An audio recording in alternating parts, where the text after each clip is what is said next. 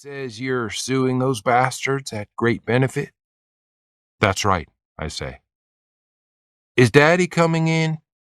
Donnie Ray asks. He said he won't, says Dot, sadly. I pull the contract from the file. This must be signed by all three of you before we can start suing them. Well, he said he ain't coming in, she said. Just get a pen and go out there and make him sign the thing, Donnie Ray tells his mother, angrily. She walks out slowly across the yard. A cat sees her coming and dives under the car. The doors are open, and Dot pushes the contract inside. I know you think they're crazy, Donnie Ray says, reading my mind. But they're good people who have had some bad luck. If I'd had the transplant, hell, even 6 months ago, then I'd have had a 90% chance of being cured. Whatever you get out of this case, please take care of them with it. I hate Great Benefit Life Insurance Company. Dot opens the door and slides the contract across the table. Buddy has signed it. Donnie Ray and his mother sign.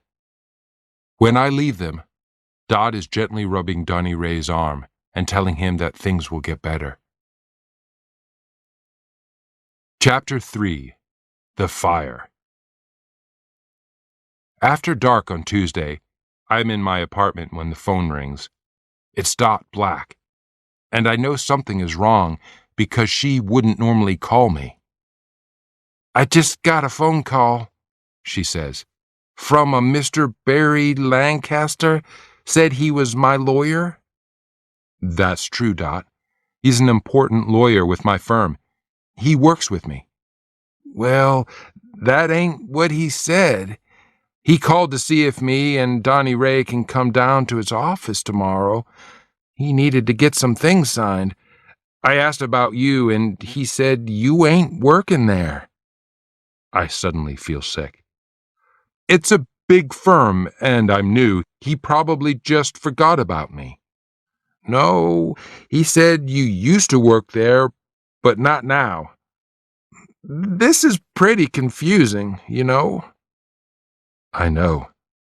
I fall into a chair and try to think clearly. It's almost 9 o'clock. Look, Dot, let me call Mr. Lancaster and find out what's happening. I'll call you back. I'm friendly. Barry? Rudy, did you see my report? Yeah, it looks great. He sounds tired. Rudy, there's a problem. Jonathan Lake doesn't want to employ you. I want to talk to Jonathan Lake, I say as firmly as possible. Absolutely not. He's too busy. You bastard! Calm down, Rudy. Is Lake in the office now? I demand. Probably, but he won't see you. 10 minutes later, I bang on the front door, but nobody appears. A uniformed guard steps from the shadows and holds my shoulder. My knees are weak with fear. He's at least 6'6", black, with a black cap.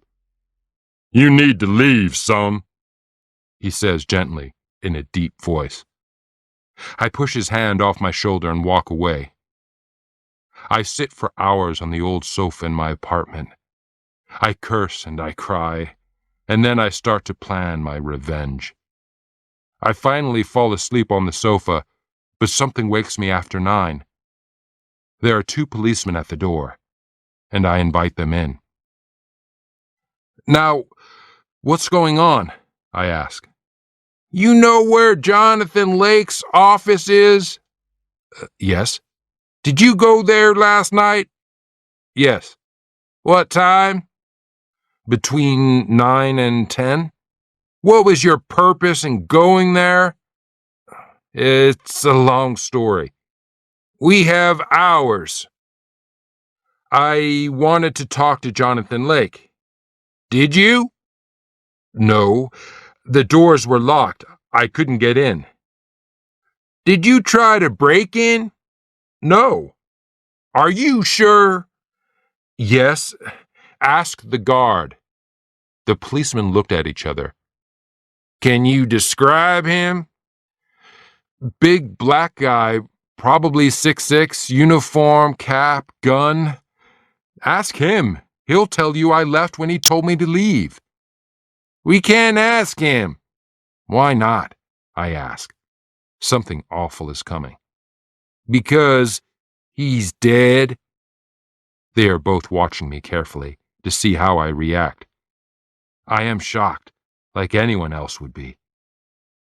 How did he die? Burned up in the fire. What fire? Someone thinks they saw your car near the office at 2 this morning.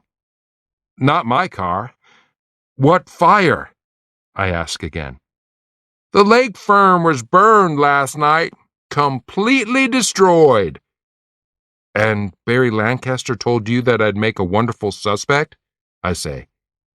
Mr. Lancaster said you were pretty upset when you went to the office last night. True, but not mad enough to set fire to the place. You guys are wasting your time, I swear. He said you'd just been fired and you wanted to talk to Mr. Lake. True. But that doesn't mean that I wanted to burn his offices down. You'd better talk to a lawyer.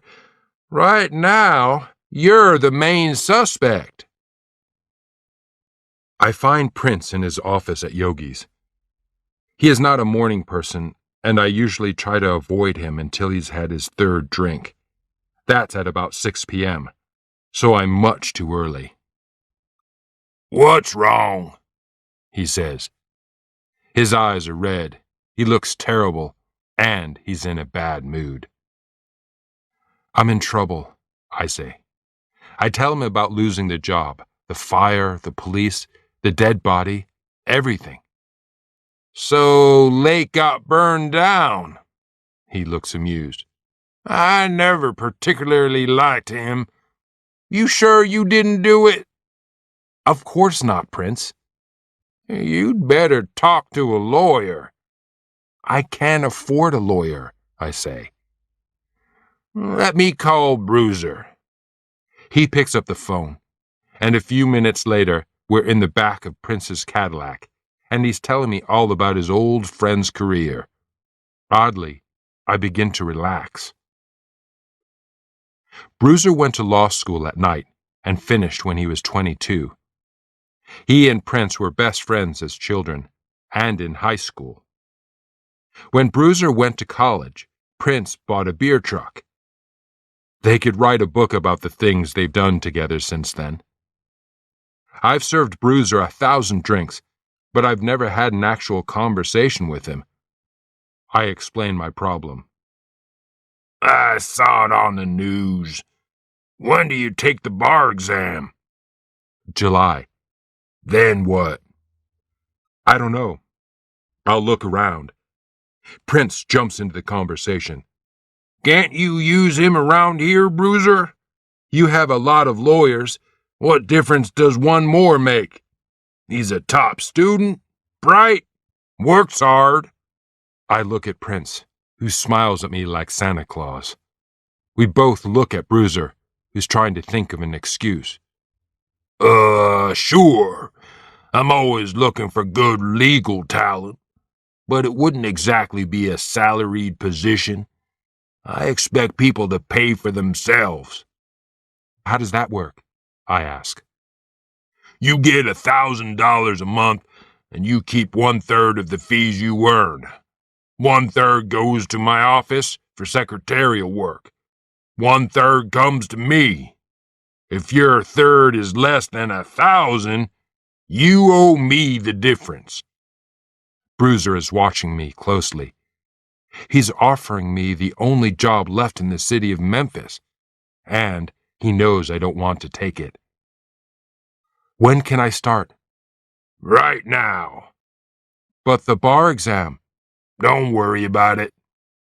He hands me a ring with 2 keys on it. You're free to come and go at all hours, Be careful at night. This is not the best part of town. There's something else. I give him a rapid, fact-filled report on the Black case and explain how Barry Lancaster used me so he could steal the case. We have to file suit today because Lancaster technically owns the case. I think he'll file soon. Have the clients signed up with Lake? Yes, but I'm going to go see them now. They'll listen to me. I show Bruiser a copy of the lawsuit against Great Benefit and a letter that I've typed to Barry X. Lancaster to be signed by all the Blacks, closing their contract with Lake. He reads them slowly. This is good work, Rudy. Let me guess. You filed the lawsuit this afternoon, show a copy to the Blacks, then ask them to sign the letter. Right. I just need your name and signature on the lawsuit. I'll do all the work and keep you informed. I like it. What's the lawsuit worth? Probably whatever the jury says. And you're going to be the trial lawyer? I'll need a little help. It's about a year or two away. I'll introduce you to Dex Shiflett. He used to work for a big insurance company and checks a lot of policies for me. His office is down the hall from yours. Get this document rewritten, put my name on it, and we'll get it filed today. Just make sure that the clients agree. They will. Thanks, I say. 5 minutes before the court's offices close, I file my lawsuit against Great Benefit Life Insurance. My clients, the Blacks, are asking for $200,000 actual damages, plus $10 million in punitive damages. I pulled the figure of $10 million from the air because it sounds good. Trial lawyers do this all the time. Great Benefit has officially been sued. I race across town to my client. Buddy is outside, but Dot fetches Donnie Ray from his room, and the three of us sit around the table while they admire their copy of the lawsuit and the big numbers. Dot keeps repeating the sum of $10 million. I explain what happened with those awful people at the Lake firm, but Dot and Donnie Ray really don't care. The lawsuit has been filed, and they can read it as often as they want. They want to know what happens next and what the chances are of a quick settlement. These questions are difficult. I know the process will take too long, and I feel cruel hiding this. I persuade them to sign a letter firing Barry X. Lancaster and a new contract with the firm of J. Lyman Stone. I explain the new paperwork. Donnie Ray and I watch as Dot quarrels with her husband out in the car. They're more cheerful now. They've finally fought back and sued this company that they hate. But I've got other problems. I have no idea how Bruiser expects me to start making money immediately. If I win the Black case, it'll be many months away. I'll continue at Yogi's for a while, $5 an hour, dinner, and a few beers. Firms in this town usually expect their lawyers to wear nice suits, drive a good car, live in a respectable house, even to spend time at the right clubs. Not my firm. I can wear anything, go anywhere, and no one cares. Suddenly, I have a wonderful feeling of independence. I'm going to be okay. I need to tell Booker about my recent adventures. For 3 years, we've been able to encourage and help each other. Now we've got to get back to studying. The bar exam is very close. Chapter 4. A Trip to the Hospital. I'm in my office wondering how I'm supposed to make $1,000 this month when Bruiser comes in. He slides a piece of paper across my desk. It's a copy of a police report, he says, already halfway to the door. About me? I ask, suddenly frightened. No, it's an accident report. A car wreck last night. Maybe a drunk driver who drove through a red light. Do we represent one of the... Not yet. It's your job to get the case. Find out everything you can. There might be some good injuries. I'm thoroughly confused, and he leaves me that way. The accident report is filled with information. Names of drivers and passengers, addresses, telephone numbers, injuries, damage to vehicles, witness reports. Both drivers were taken to the hospital. The one who drove through the red light had been drinking. What do I do now? My door opens slowly, and a thin little man puts his head in. Rudy? I'm Dick Shiflett, he says without a smile. Bruiser said you had a case you wanted to talk about. Nice to meet you. Dick could be 40 or 50. Most of his hair is gone, and he wears glasses that are quite thick and dirty. It's difficult to tell if his head is extra large or his body is small, but the two don't fit. Poor Dick is one of the ugliest men I've ever seen. Yes, I say. It's an insurance case. Are you one of the lawyers here? Not really. I've been to law school, but I haven't passed the bar exam. Ah, just like me. Oh, really? I say. When did you finish law school? 5 years ago.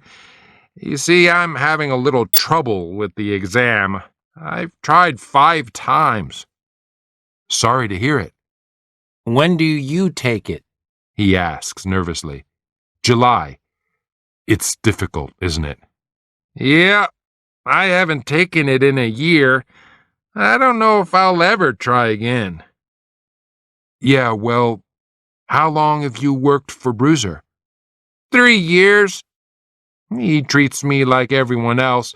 I find the cases, work on them, give him his money. Everybody's happy.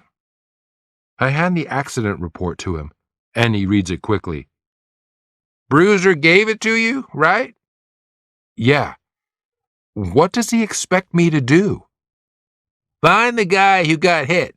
Make him your client. How do I find him? Well, he's probably still in the hospital. That's usually the best place to find them. You go to the hospitals?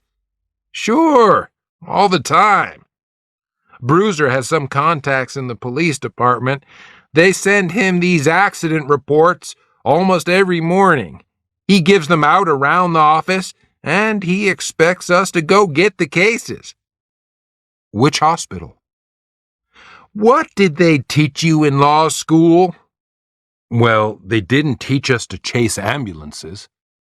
Then you'd better learn quickly, or you'll get pretty hungry. Call the home phone number. Tell whoever answers that you're with the Memphis Fire Department and you need to speak to the injured driver. He can't come to the phone because he's in the hospital. You ask which one. I feel sick. Then what? Look, you're new. Let's go and find this boy.